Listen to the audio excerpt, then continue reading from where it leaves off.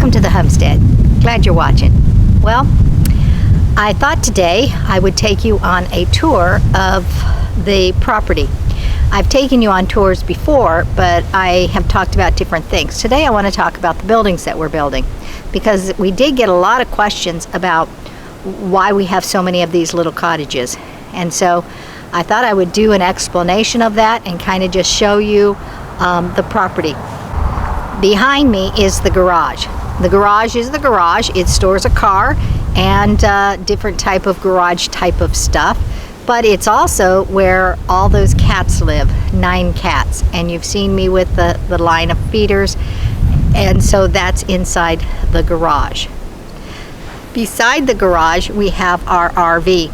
And the RV is where we've been living for the last 2 years when we're here on the property. And it's our Reverend.on.the.road travel unit.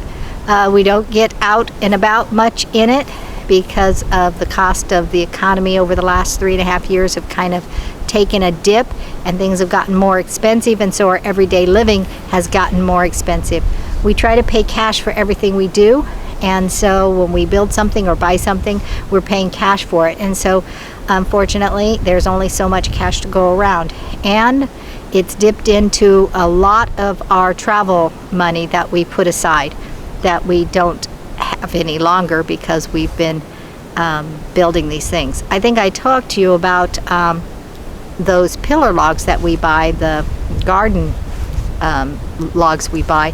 We bought 240 of them, I think it was, originally, and we use them for fence posts. We've used them for a lot of different things. Well, we paid like $3 a board for them when we bought them. Today, those same exact boards are $5. So you could see that we have saved a lot of money because we bought them early. Unfortunately, the other things we've purchased, we did not save money on, and that's the way it is. So anyway, that's the garage, and over beside the RV is our area where we have our lawn chairs and whatnot, and I'll show you that. But beside that is another cottage. Let me show you.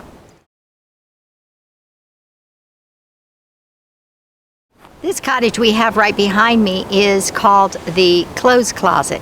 It's where we store all our extra clothes, the winter clothes, and we rotate the clothes out.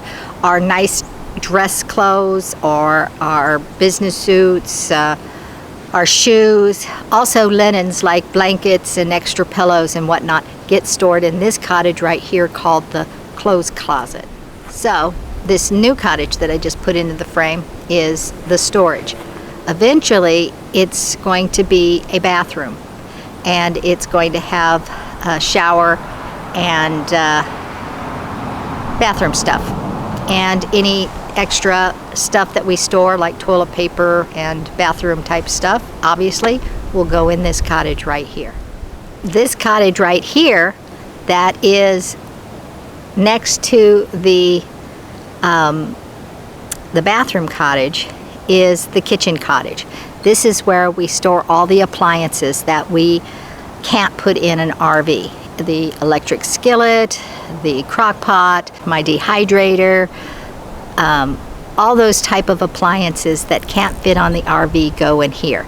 Also extra dishes and all big bowls and different stuff that we would use if we're going to have a few people over, not just Lee and I, because right now inside the RV there's limited storage, and so we only store small stuff that we can fit. It's only the two of us, and we're not here full time. When we're here full time, we're going to have to do a lot more organizing for full-time use, also for travel use, but we haven't done that. Right now we're just, here temporary. So anyway, that's the kitchen cottage. Next to the kitchen cottage is what we called the studio or / office, but it's not going to be that. We're going to switch it out. We decided to put the studio over in a different cottage that's not built yet, and this cottage will be the music room. This is where Lee did a lot of music throughout the years, and so we've got karaoke, we've got drums, we've got guitars, so it's going to be the music room. And our grandkids are kind of getting too old, but the original thought 2 years ago was that when the grandkids came, they'd have a place to jam. But maybe some of the neighbors will come for a party or something and they can jam. I don't know. That one might be kind of a waste, but it does house the drums. It doesn't yet. Right now it's housing the office equipment. And because I owned a business for a while, a staffing service, I had a lot of business type of equipment. And I sold a lot, but some of it I kept, and so that's what's in there. So, studio. Right behind the studio is one of the newer cottages that we built, and that is the craft sewing cottage. It's where I do all my crafts. I have loved to do crafts. I love to sew. I like to create, and so that's what that building is. It's a hobby, if you want to call it a hobby room, but crafts and sewing in that room. The new building that's behind the kitchen, which I'll show you. So this cottage right here that we are just now building, that we haven't finished, is our guest cottage. This is where when the family comes out here for the holidays or for whatever, they have a room. So, i.e. a bedroom. And but it also, to get us out of the RV, would be a place that Lee and I could go and stay in as well. And so, guest cottage number 1 / a place where Lee and I could go if we're not in the RV. Behind me, which is behind the bathroom cottage, it's going to be another guest cottage number 2. This one is going to have a beachy feel to it. The other guest cottage has more of a rustic hunting type of feel to it. And this one will have a beachy type of getaway relaxation. And it is another guest cottage because we do have 2 children and we have 2 grandkids. So if they came out here and stayed with us, say for Christmas, they'd have places to sleep. And so guest cottage, not built yet, but I was hoping to get these 4 new buildings, the art building, craft, whatever, the guest cottage, this guest cottage, and the building that's back there, which will be the studio when we get it finished. And the reason we switched the office for the studio, not the office, the reason we switched the music room for the studio is that that particular shed cottage cabin doesn't have windows. It only has some windows on the side and some windows on the doors. But these guest cottages, if you remember right, they have like upward windows over the dormer or under the dormer or on the dormer. They have the whole wall of windows that open, and really a lot of windows. Well, we got to thinking about music and sound coming from the music room, and we thought that the other one would be more soundproof than one with a bunch of windows, besides the fact that it would be nice to be in the office and have windows to look out of. All the windows face this direction behind me, and the windows face that way because out there, which I'll show you, out here behind me is a pond, which is right here, which we haven't finished digging it, and a decking over here, and then our family room up on the higher level, and that is more like a place to conjugate the big screen TV, the furniture, front room furniture, relaxation area, a place to gather and commune with your family and friends that come over to visit. And so so behind us is the rest of it. Now, in between the cottages, there's a grouping of cottages, 4 over here, and there'll be 4 over there. And between those cottages, we're going to have decking to kind of connect them all together, and so a place to sit and relax or whatever, especially if our guests are right here, they can go over there. And then the same thing over here with the decking all around it. Then the decking's going to come together like this, and it's going to lead to this deck that's over here, that's around the pond area. That's our thought anyway. We have had several designs when we first started, and we've altered the design as we've gone along. And so this is what we've kind of came up with. Now over in this far corner I'm talking about, is Lee's shop. This is where he has all of his tools and all the stuff that he likes to tinker with. His little remote cars and everything that he tinkers with goes out there in that shop. And so those are the buildings that we have built. We did have a game room. The bathroom was going to be a game room, but like I said, the grandkids are getting older and we don't know about the game room. But if we do decide that the bathroom is still the game room, then another building will come up and it will be the bathroom, and it'll be kind of centrally located, probably more where that family room, let me show you. The cottages are right here. The family room is going to be right there with the deck, and so the bathroom would be directly behind me before we build that next guest cottage. So it will be accessible to all the guests, especially the guests that stay in that one. Like I said, Lee and I might stay in this one. Now, you might be asking, why? And that's a good question, why? Well, we owned a house before, and we decided that we weren't going to own a house. All we wanted was a piece of property so that we could park our RV on it, and that we would travel, and we'd go different places, and we needed a place to come back to. But then all our stuff would be put into one of those metal containers, and we would just store it. Well, why just store stuff, right? It's not usable. So then we decided we would buy a shed, and we would put things in sheds. And then we decided we would buy multiple sheds. And then we decided maybe we should build a house. Maybe we'd get a mobile home. Maybe we should this or that. And it all boiled down to the fact that we pay cash for everything. And so we bought these buildings. The ones with the windows, I think we paid $3,000 a piece for, and the other ones we paid $2,000. We got $1,000 off each cottage, and then the ones that were the garage that we're putting in the floors to do the shop and the family room, those were $4,000. So we bought 11 buildings and paid cash for everything. And so we decided they would be places to store our stuff. But then we decided we would elaborate with it. Well, Lee needs his tools. Well, I need this. Well, he needs that. So we decided we would make them into rooms. So basically it's a house that's spread out. But we paid cash for it. We pay cash as we go along, so we don't have a house cost. We priced everything, and it just made no sense to invest our entire retirement money in a house. And like I said, we were going to, I don't know if I said it or not, but we were going to originally live on a houseboat.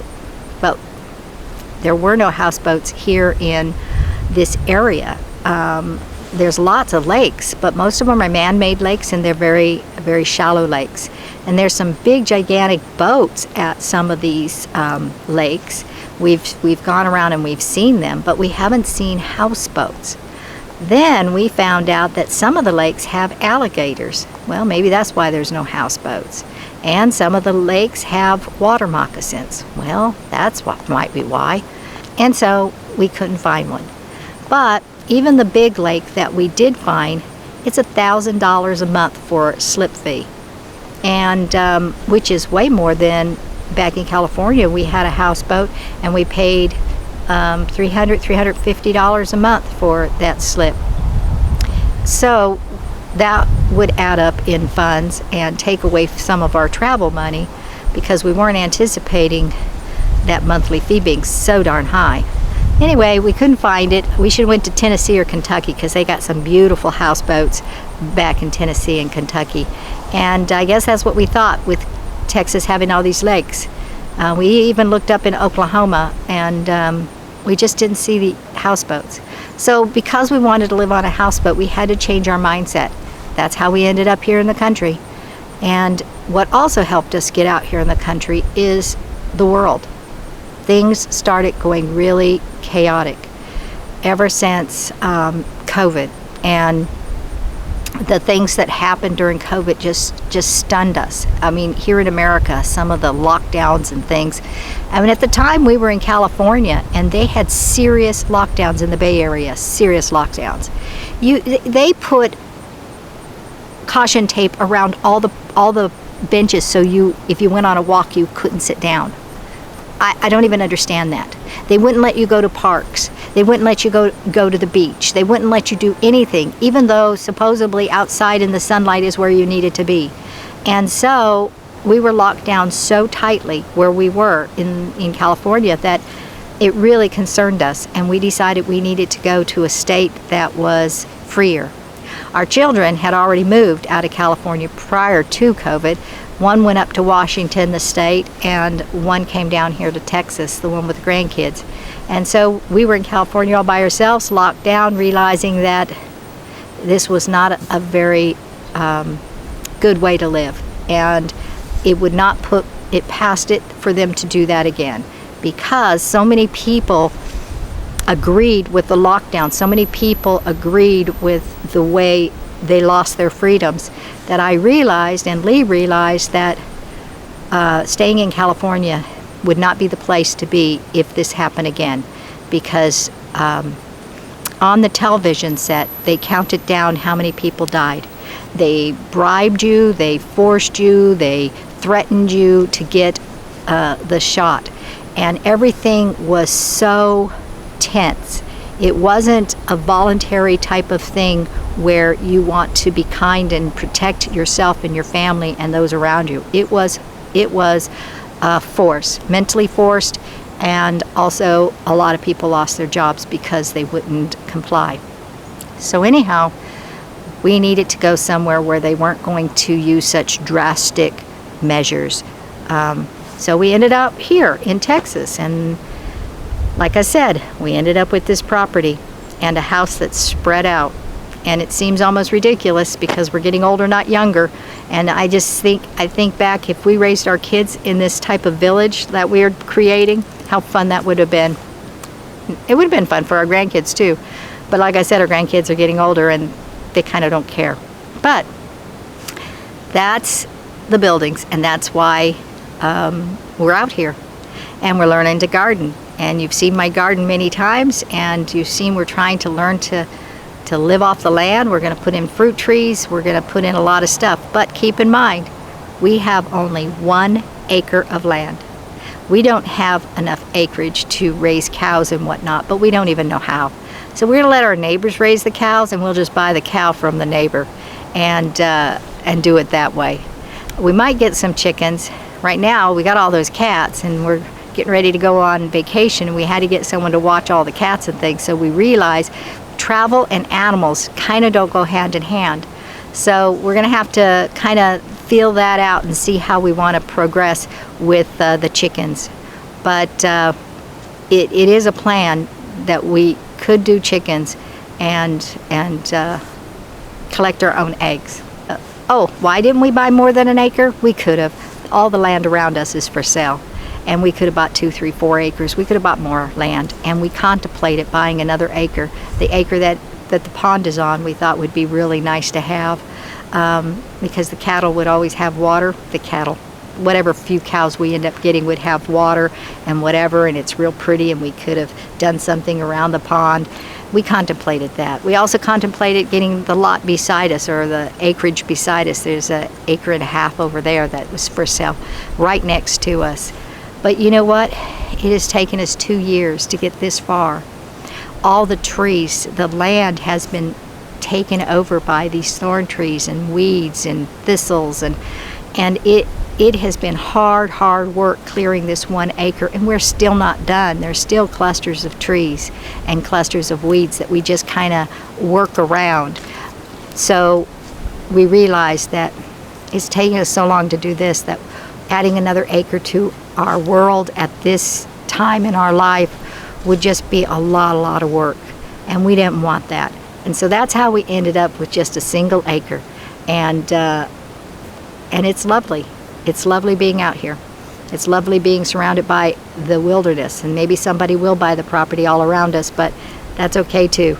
By that time, maybe we'll have some trees and things along our fence. Maybe we'll have our fence finished.